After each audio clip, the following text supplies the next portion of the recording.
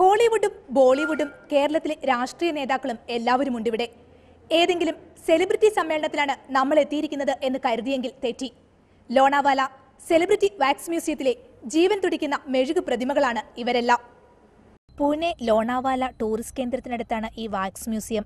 മലയാളിയായ സുനിൽ കണ്ടല്ലൂരിന്റെ കരവിരുതിൽ നിരവധി VIP-കളാണ് ഇവിടെ തലയുയർത്തി നിൽക്കുന്നത്.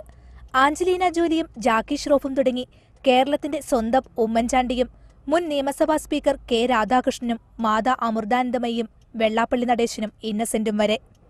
ഒറിജിനലിനെ വെല്ലുന്ന മെഴുകു പ്രതിമകൾ.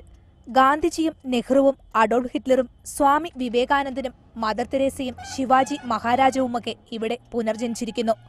അഴിമതിക്കെതിരെ യുദ്ധം നടത്തുന്ന അണ്ണാ ഹസാരെയും ഇന്നു മുതൽ ഇവർക്കൊപ്പം ചേർന്നു. അണ്ണാ ഹസാരെയുടെ ജന്മനാടായ റാളഗൺ സിറ്റിയിൽ നടന്ന പ്രതിമ അനാച്ഛാദന ചടങ്ങിൽ തന്റെ തനിപ്പകർപ്പ് കണ്ട് അണ്ണാ ഹസാരെ വിസ്മയം പൂണ്ടു. जैसे मैं साथ में बैठा था, आपको नहीं लगा होगा कि इसमें सही कौन है गलत कौन है पुतला कौन है.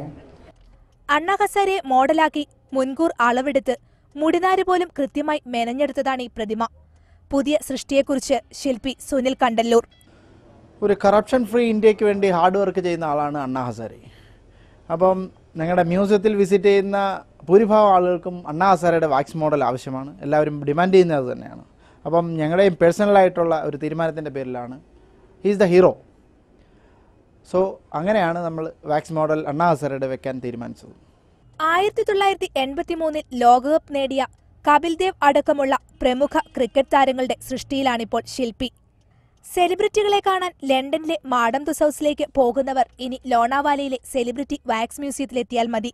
ക്യാമറാമാൻ മിൽട്ടനൊപ്പം ജസ്റ്റിന തോമസ്, ഇന്ത്യ വിഷൻ, മുംബൈ.